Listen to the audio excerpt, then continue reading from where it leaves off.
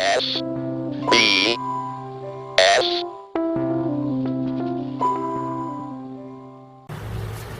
Okay, let's take a break from the UK and let's send us all the way across the water once again. Let's end up in Black Rock, Australia, where you can find Rhett May. Man, that's awesome. We always have an amazing time talking to the Aussies. Incredible music comes from there. I'm stoked for this now, dude. The new EP he's just released is called Insatiable, and the lead single is called Cocktails and Cannabis. Do these things go together? Hells yes. I mean, I'd assume if you're writing about it, it's happening there. But over here, I can tell you for fact, these things go together. We're living in BC. Anyway, let's put that new single, Cocktails and Cannabis, on, and let's talk about our new friend from down under, shall we? Okay, so first of all, I see a name like Rhett May, and I instantly start thinking rock. But I don't really know what to expect yet. We listen to everything and we talk to everyone, man. I never know what to expect anymore. Should we even include that? Then I see the name of the new single, Cocktails and Cannabis, and I think to myself, well, maybe Rhett May is gonna rap for us. Nah, son, this is rock with a melodic twist to it. Insatiable as an EP is kind of like a Beatles meets Steely Dan meets Neil Young kind of thing, if that makes any sense. That doesn't make enough sense. I should go into that more. Okay, so musically, Rhett can do a lot with that rock, and especially his guitar. Also through the music, you can hear that jazzy drum element, bringing in the keys sometimes. These are the kinds of things that lead to that Steely Dan kind of feel. You can hear that on the title track, Insatiable, quite easily. I'm a big fan of this guy's intricate ability to conquer that guitar. He takes a departure quickly on the EP and departs into almost a reggae rock kind of track. It's a pop rock deal going on with a song called Hey Peter. And this is a smartly written track, once again. As the third track on the EP, good songwriting is no shock at this point coming from Rhett May. But if you listen closely, you'll hear my Neil Young comparison come through. Rhett walks the fine line between himself and Neil's voice almost all the way through this track, and then is accompanied by some absolutely astoundingly beautiful female harmonies.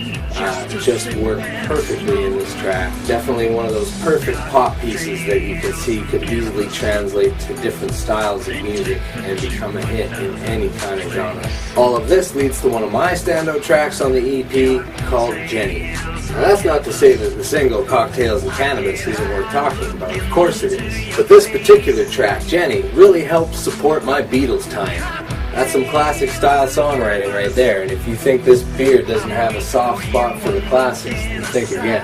In fact, I use a tremendous amount of beard oil just to ensure that it's nice and soft in at least a few spaces. Sorry, where was I? Right, Insatiable, the new EP from Rhett May. It's been out for 2 months now, and you can find it available on iTunes. We'll have links to that at the end of the show. But I'm not done yet. I mentioned guitar solos, right? Good, because I wanted to talk about it twice to drive the point home. Rhett can light up a guitar at any time he chooses. He has an incredibly authentic and genuine feel and touch on that instrument, and it really shines through in the recording. His solos are extremely adaptive, tight, well played, and well placed within the space of each song. That guitar playing might very well be his greatest strength and asset. It absolutely stands out every time I listen. Now, the lead single, Cocktails and Cannabis. How do I say this? Got it. Here's the thing. I know a hit song when I hear one, and Cocktails and Cannabis certainly has all of the elements that you're looking for in production in that great big hook of the song. But, I'm sorry, Rhett, there's a but here. I don't know if it's necessarily bad. It just sounds too easy for Rhett. And I mean this in the best possible way. I truly do. Here's an example. Well, I don't like this band, but Nickelback. I can still acknowledge that they write a killer pop song. It's completely well written. Hate to say it, but they nail it every time. It's a formula, and they figured it out. Gross. But forget I mentioned those guys. It's not what I'm comparing it to. What I mean to say is that of all the tracks on this particular EP, Insatiable, you definitely chose wisely. This song, Cocktails and Cannabis, is clearly the most accessible song on that EP and has the broadest appeal to a mass audience. But like I said, it does sound easy for him. Rhett sounds like he could make 15 Cocktails and Cannabis songs before breakfast, whereas a track like Jenny might come along once, maybe twice in a musical career. I mentioned I'm a big fan of that Jenny track in here somewhere before already, right? Otherwise that reference is kind of wasted. Yeah, there it is. Nailed it. I've listened to more of what Rhett May has done in the past through his page at MySpace. You can get great access to his back catalog and hear a ton of music there from him. And it's always shown a great ability in being able to produce a quality and well-written song.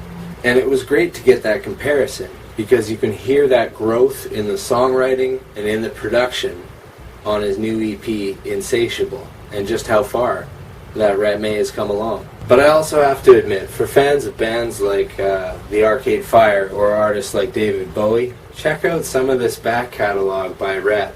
There's some interesting stuff in there that has a completely unique sound, unlike what you will hear on Insatiable, and gives a kind of more rounded feel to the overall catalog and what the skills of Rhett May truly are. There's some unique stuff in there, and I definitely recommend checking that out. Australia might be miles and miles away, but music and the internet make us all neighbors. So no excuse, go and check out Rhett May and his new EP, Insatiable. Just choose to